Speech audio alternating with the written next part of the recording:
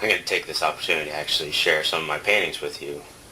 I've been painting basically all my life since a little kid, and I've always loved to be able to render on a surface not only the world around me, which I really appreciate and love, but also the world within your own imagination, and you can basically no limits. So I've always loved surrealistic art like Salvador Dali. I love expressionistic art that Van Gogh paints, and I love even realistic art, and some abstract art as well. I mean, I've grown to really appreciate Jackson Pollock and even now more contemporary, what used to be considered graffiti artists, but now have come more into having gallery shows and everything. And so I've taken a lot of those influences that I've seen, and then just even my own skill and my own desire to express my core. And that's really what painting and any sort of visual art is in any art, and for that matter, music, theater. You're expressing yourself.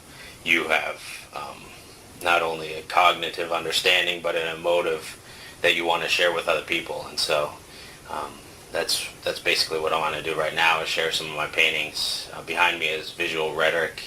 I painted Visual Rhetoric back, actually, I took a semester off my junior year in school, so it was 99. I started painting it and worked over it for 3 months, and then actually completed it and probably finished it by about 2000, just before 2000. And you can see a lot of different influences in this work. You can see just the way that I've rendered a lot of shape. This is all acrylic, but these shapes are all rendered almost similar to what you see in graffiti, but also just the shapes too were really organic. I basically started with the 2 sketches of these 2 paintings right here, and from there I noticed that when I painted the drapery over the shoulder of this figure, it looked really wet, and so I incorporated that down into this figure that was more of a captive. And then from there I said, well, I need to buy 2 more canvases because these are independent canvases that I was working on separately, and so I bought 2 more of the same dimension. And so then from what I've had right here, I sketched out to complete the composition. And so I'm studied and have a pretty strong understanding of the Renaissance, and so one thing in the Renaissance that's incorporated into the work is a higher geometry. And so I have a sense of symmetry, but it's not strict symmetry. There's asymmetry as well, and so trying to find a balance and harmony between the two is a great challenge, and I feel that I've actually achieved it on some levels with this work. So starting with the lower painting, which I call Faceless Distortions, Mind Contortions. I have a poem actually that goes with this. I may pull it out and read it. But with this painting, you start out with the waves at the bottom, and each individual canvas on Visual Rhetoric actually is related to a primary element of the 4 elements. And so the lower right hand work with the Faceless Distortions is of water. And so you have the wave at the bottom. A lot of the way that I rendered the shapes around him as well are really wavy and fluid, and I was trying to express in a manner of a sense of water. And the figure himself is really in tension, and you see very expressively on his back his muscles are rendered, and they're not rendered anatomically, but they're more rendered in just a sense of the emotion of the tension. And down in the lower right hand corner on each one of these canvases as well is an architectural motif that represents also the element. And so I have a Greek pediment and a Doric column, and so basically of a Greek temple, and that represents the Greek civilization, which was a water-based civilization. And then when you move up, you go to what I call the Harmony and the Temptation of St. Anthony. It's just sort of a play on words. My given name is Anthony, and so, which is from St. Anthony, and it really has nothing to do with St. Anthony. I know I've read his story and not necessarily interested in it.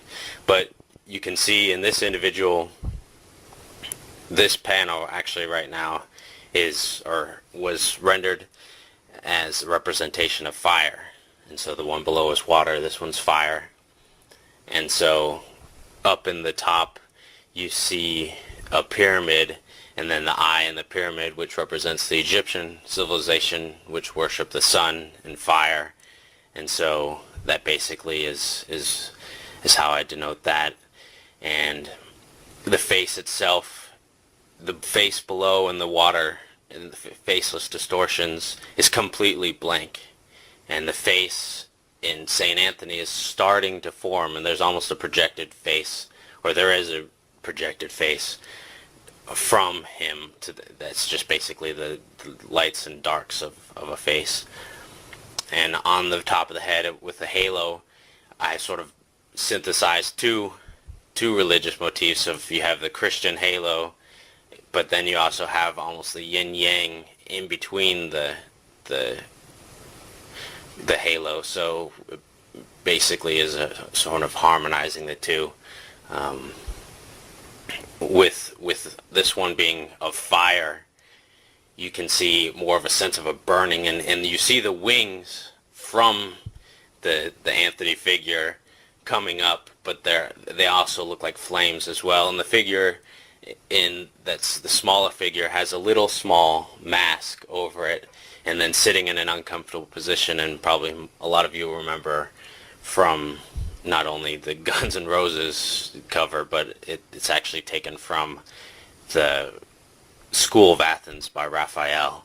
That's in the Stanza de Segnatura in the Vatican. And so that's one thing Renaissance artists did too, is they basically would look on Greco-Roman motifs, and they would incorporate what they would find, basically paying homage or respect to great artists that came before them. And so right, that is what I'm doing here, is paying a little homage to Raphael. But the figure that I've done is rendered differently, and it has different iconography to it as well. It has wings, it's flying. Next to it has the spheres, and you see a lot of spheres in my work, and the spheres can be seen in a lot of different ways. You can think of Platonic spheres in the ideal realm. You can think of the earth as a sphere, and so life, biospheres, it represents a lot of different things. And so, and for the motif for the sphere or circle is used throughout history of art, and it represents cycle, it represents the earth, it represents the universe. So microcosm, macrocosms, whatever the spectator too as well. I mean, I try to leave my work as much open to the interpretation as possible too. I have my own intentions, and I keep a lot of them to myself, and I'm sharing a lot of them right now on this work. But for the most part, I usually like people, and I really enjoy listening to how people interpret my artwork, because they always see something much different, because they're coming from a much different perspective than I am. And so it's almost a way to psychoanalyze yourself, is how you interpret artwork. In any case, moving to the upper left-hand panel, this element is air. So to the right was fire, below was water, now we're on air. And we have the Pantheon dome as the architectural motif I used to represent air, and the dome represented the celestial body. And so